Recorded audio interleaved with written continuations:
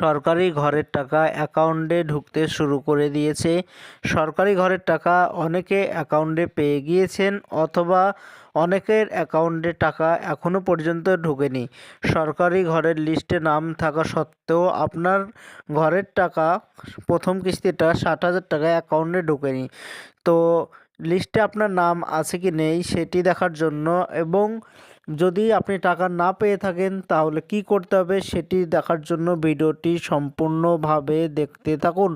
আমাদের এই চ্যানেল থেকে অনলাইনে সব রকমের তথ্য সবার আগে দিয়ে থাকি। চ্যানেলটিকে সাবস্ক্রাইব করে পাশে থাকবেন যাতে নতুন নতুন তথ্য সবার আগে আপনার কাছে পৌঁছে যায়। সরকারি ঘরের টাকা অনেকে টাকা পেয়ে গিয়েছে। সরকারি ঘরের টাকা প্রথম কিস্তির টাকা 60,000 টাকা করে অ্যাকাউন্টে দিয়েছে। এটা বাংলার মানুষ 12 লক্ষ মানুষ 60,000 টাকা করে দুবার 1,20,000 টাকা পাবে।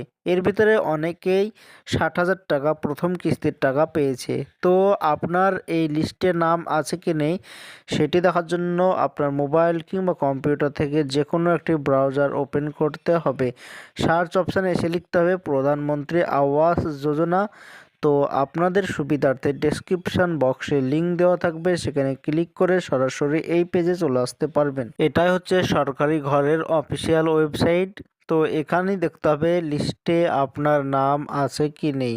তো সেটি দেখার জন্য ওপরে লেখা দেখতেই পাচ্ছেন আওয়াজ সফট লেখা, এই আওয়াজ সফটে ক্লিক করে দেবেন। 2 নম্বরে লেখা আছে দেখতে পাচ্ছেন রিপোর্ট, এই রিপোর্টে আপনি ক্লিক করে দেবেন। এইবার এরকম একটি পেজ চলে আসবে। তো এই পরে 3 নম্বরে লেখা দেখতে পাচ্ছেন beneficiary register account and ফরজেন verify লেখা, এইটাতে ক্লিক করে দেবেন।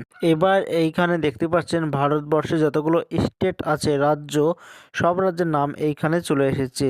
তো আপনি যে রাজ্যে বসবাস করেন সেই রাজ্য এইখানে সিলেক্ট করে দেবেন।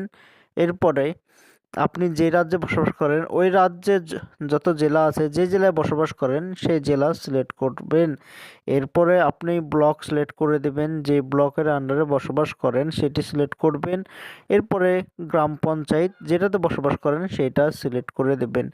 এইগুলো সঠিকভাবে বসিয়ে দেওয়ার পর নিচে যে ক্যাপচার কোড দেখতে পাচ্ছেন এই ক্যাপচার কোড সঠিকভাবে ফিল আপ করে সাবমিট অপশানে ক্লিক করে দেবেন। এবার এইখানে নাম চলে এসেছে।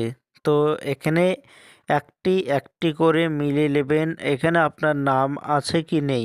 প্রথমে রেজিস্ট্রেশন নম্বর, এরপরে আপনার নাম, এরপরে কোন ব্যাংক সিলেক্ট করেছেন সেই ব্যাংকের নাম, এবং পাশে ভেরিফাই কি রিজেক্ট লেখা আছে দেখতে পাচ্ছেন।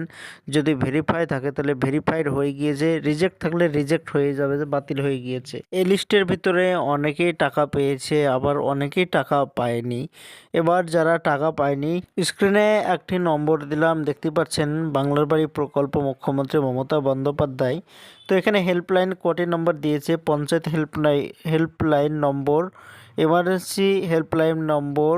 তো এই নম্বরে কল করে আপনি অভিযোগ জানাতে পারেন যে আপনি সরকারি ঘরের টাকা পাননি। তো এটাই ছিল আজকের জন্য আমাদের পক্ষ থেকে ছোট্ট ভিডিও। এরকম নতুন নতুন তথ্য আমরা দিয়ে থাকি, চ্যানেলটিকে সাবস্ক্রাইব করে পাশে থাকবেন।